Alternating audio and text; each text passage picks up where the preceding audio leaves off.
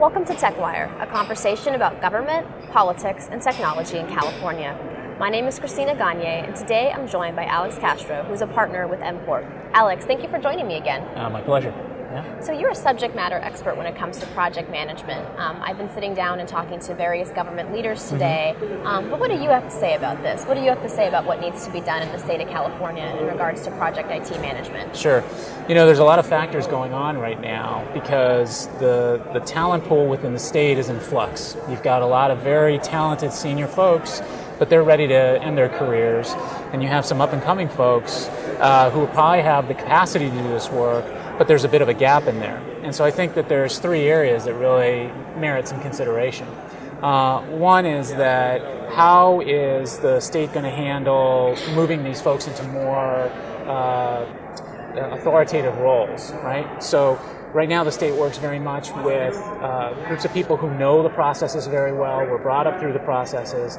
The newer folks don't know those processes as well, and so do you move people in by relationship, or do you move people in by role? Do you create roles and then create a process, a method of doing work that's standard, so it's almost you can put anybody into that role, and as long as they fulfill that specific piece of work, the whole process works together, right?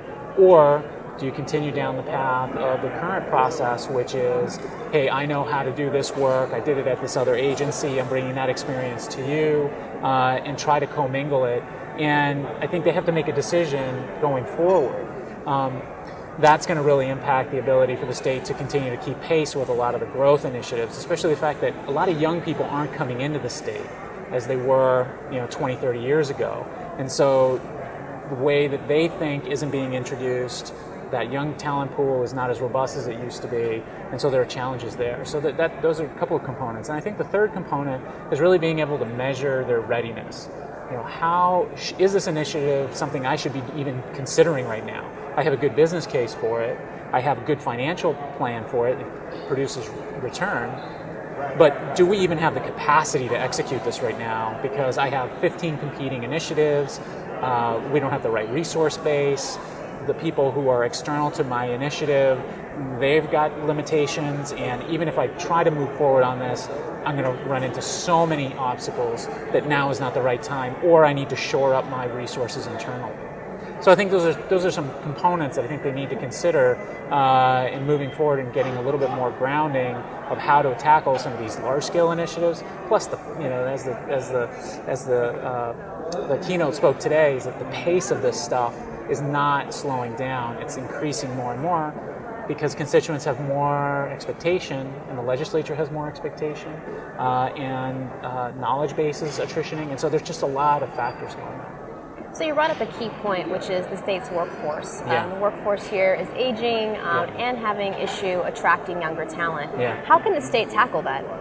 One of the things that I'm always impressed about is that if you look at the senior population in the state right now, they came to the state because they really believed that they could make a difference in people's lives, right? It presented a career and it had its ups and downs, and it had different facets to it, but the whole mission as to why they joined the state was to make a difference in people's lives, and they did. For 30 years, they've made a lot of, typical span is 30 years, they've made a lot of benefit to people.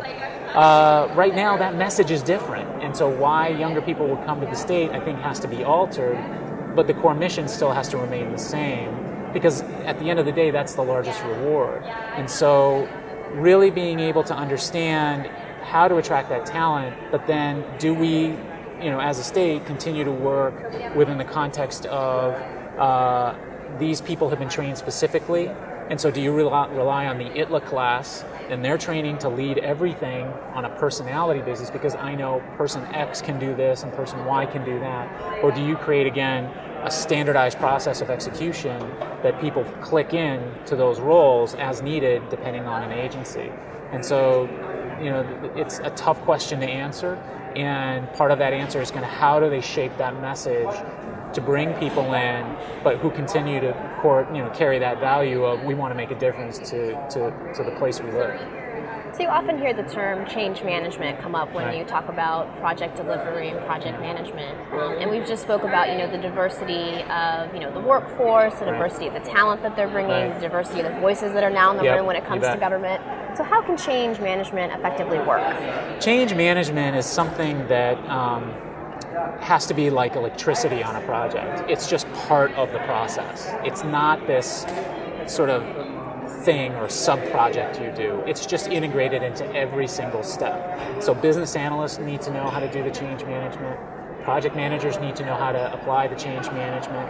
Stakeholders and project sponsors need to understand that that is part that they need to drive as a top-down initiative in the communication process, that this is an evolution and that those things are going to cause changes. The biggest thing that happens is people say, I want to replace the system.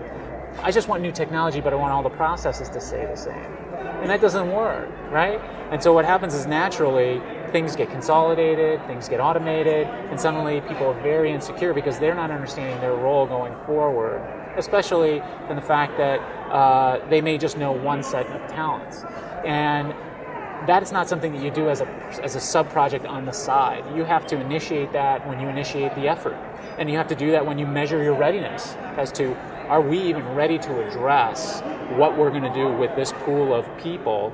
You have an entire pool of COBOL developers or assembler developers or people who know very specific technologies, and we're going to move it out of that. How are we going to address that? How are we going to influence that? Because they're going to become somebody we're going to have to address in the process of the project, and we can't do it real time. So are we even ready to do that? What can we do before we initiate the project to do that? And now that we've initiated the project, it's embedded into that project language as to how you address that change. Well, this advice has been very useful.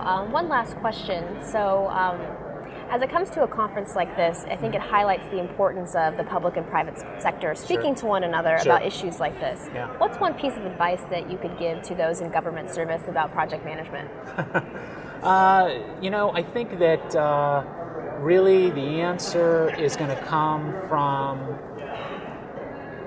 sometimes it's going to be a resource answer, and sometimes it's going to be a methodology answer, and sometimes it's going to be a process answer. And you have to figure out, from a project management standpoint, and bringing in a vendor to help with that context, do you just need the right personality? Do you need the right methodology? Are you just asking somebody to click into your methodology? And do they understand the processes of how to execute this? Not just from a PMBOK level, but have they constructed something or have something that can actually guide the project through the micro steps, not just a framework like PMBOK provides. Great. Well, Alex, thank you for joining me today. My pleasure. Thank you. And thank you to our audience for once again joining us in a conversation about government, politics, and technology in California.